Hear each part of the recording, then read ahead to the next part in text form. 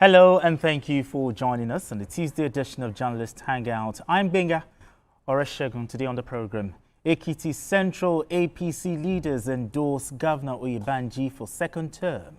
Police establish joint security force against sit-at-home in Anambra State, and later on the show, Statistician General of the Federation Adeyemi Adeniran speaks with Journalist Hangout on why Nigeria's GDP is being rebased. I'll be hanging out with Babajide Kolade Otitoju and Majid Jamiu. Journalist Hangout starts right now.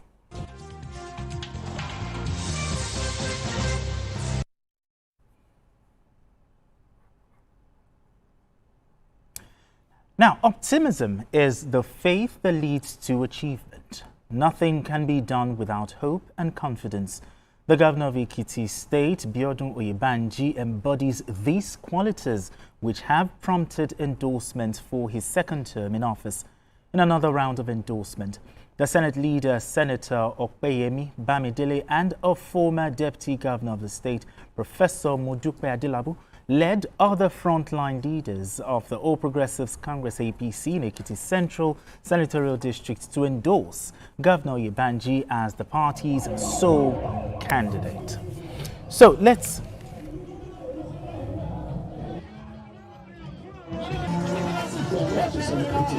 as a senatorial district. In addition to uniting Ekiti, we're also here to celebrate our governor for his achievements at the level of brick and mortar. And what do I mean by brick and mortar achievements? From Ado to Igede, to Aramoko, to Fon, to Zero, and everywhere you go in this senatorial district, you will see development at the level of brick and mortar. Road development infrastructure are going on, development in the health sector. You will see what is happening in the education sector. You will see what is happening in agriculture and the agri sector. Bow, under bow, it is working. And that is it from Ekiti Central to Ekiti North and Ekiti South. We have not had it this good. The Senate leader raised a point about inclusiveness, about unity, about peace. After you already have a model for anybody who is going to be governor in this state. I'll tell you this, the day you were being elected, I was enjoying myself in Ivo Lake in Rwanda. I didn't come. I'd already turned my back on Ekiti State. As soon as he was elected, he showed up in my house uninvited. I said, the politics Ekiti led. We are not taking this endorsement lightly. But before I sit down, sir, I must also thank the leaders of the South Central District because they started this endorsement. I didn't attend, but I must thank them under the leadership of His Excellency, Governor Biodun, who last year endorsed my candidatures and that of the deputy governor. And I thank my central district for also joining today. I'm extremely grateful to all our leaders. Thank you everyone for heeding my plea to you to come back and assist us in the Ekiti State. Yes, you said you are not going to play politics again, but I told you you cannot leave us alone. And I must thank Senator Bamidele for the proposed project in Exodus that you are naming after all our former senators. It's too touching. I make a promise that I will dedicate myself to serving you. I will continue to serve you with all the fiber in me. Well, endorsements pouring in for the governor. But Majid, let me start with you here. What is Governor Oyebanji doing differently in terms of governance for endorsement to be pouring in left, right, center? I'm going to be a bit sentimental here because I'm a son of the soil. Oh, okay, you're free to. And, at the time, Jide, we adopted him before he went back. So What happened? yes, we adopted him. When things were not going on too well in Kogi, so we adopted him. They are behaving well now. But they are behaving well now. Okay. Quite understandable. So Ekiti, the Oyebanji symbolizes unity for Ekiti, and that's what the Senate leader said, Senator Michael Okpeyemi-Bamidele, who is the majority leader of the Senate. And it's the first time we have notable Ekiti sons and daughters and even former governors. Okay. All the former governors, including the Fayose of PDP, they have all endorsed Bao, as we call him, for second term. And also, Chegoni, who is now 70, I heard that he has told some people that he can't contest against, because Chegoni has been contesting since 2003 or the other. But he said, I think he has retired at the age of 70. So Bao made sure that he has visited all the elders. Look at Senator Babafemi Ojudu, for example, from what he said. He said in 2022, when Bao was being elected, he was in Rwanda. He said he had left politics, but Bao went to him.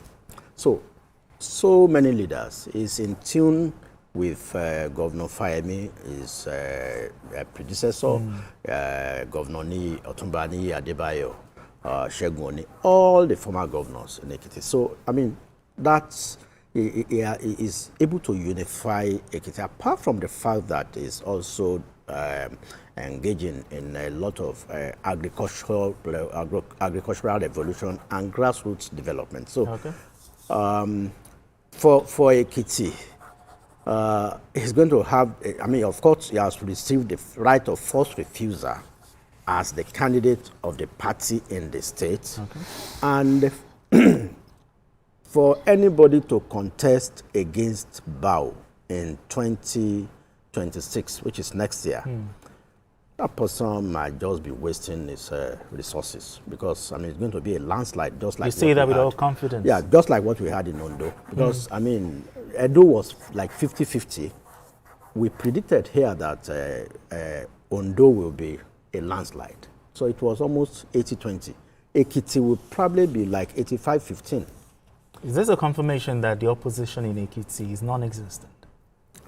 Fayose is the main leader of the opposition in Ekiti, and he's saying that his entire caucus of the PDP will be supporting Bao, while Shegoni, who also at a point went to SDP, is also supporting Bao. So, and this is the first time even the APC in Ekiti is uniting, behind a candidate. All right, BK, do you agree with him? Yeah, I agree significantly with him. I've followed this governor for quite some time. I'm really amazed at his level of humility. It's rare to find people of power that humble. And he told them that I promised you that I will hear your voices. And in the last 2 years, I've served you with humility and commitment. That is what we have seen. Everybody talks about how he's uniting people. Senator Ojudu talked about the fact that political killings are now a thing of the past. Yeah, politically related murders are now a thing of the past in that state. It used to be a big problem.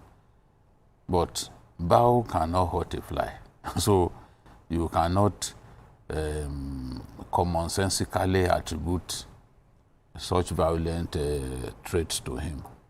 He's just trying to bring everyone together. And Senator Okweyemi said, today we are unveiling in the open what we have been saying to ourselves behind closed doors, that Ekiti has never had this so good. We are very lucky having Governor Biodun Oyebanji as our governor. What we are doing today is not a campaign.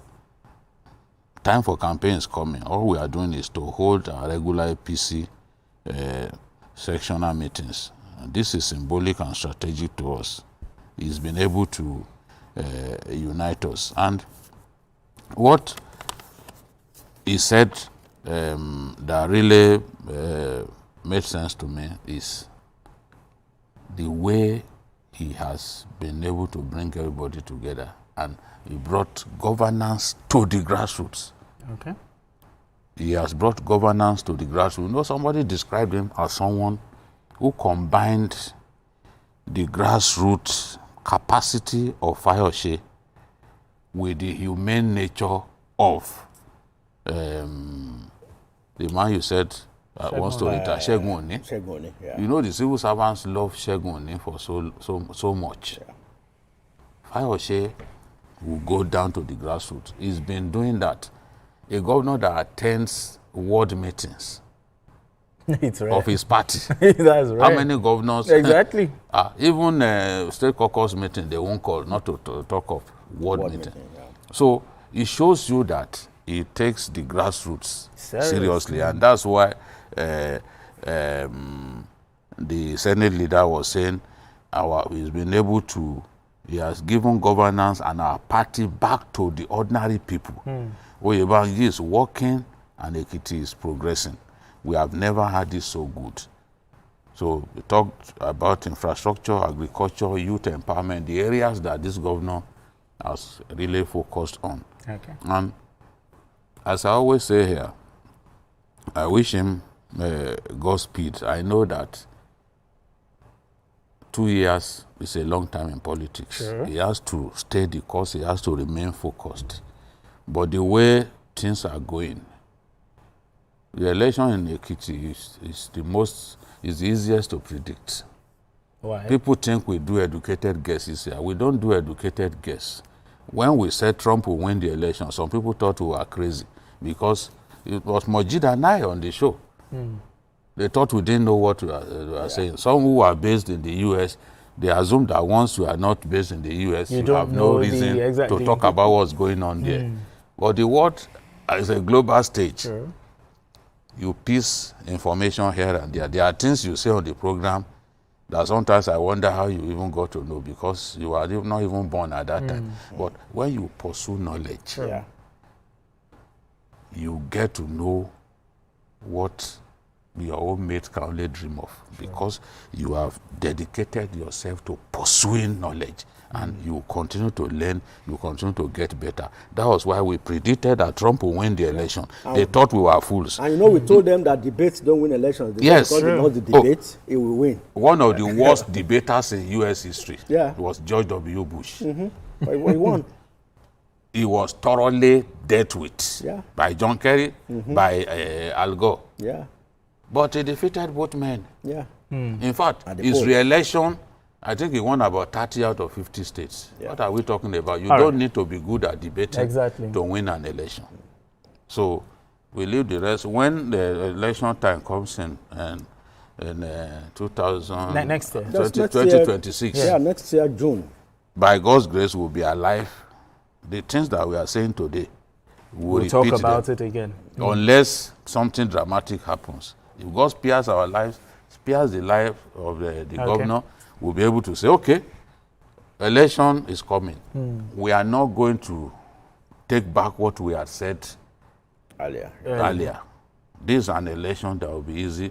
I think we were talking about Ondo now. Ondo, yeah. We said it will be a rout. Yeah. And It will be a rout. It was In a fact, rout. it would have been better for the opposition not to contest. You know? All right, gentlemen.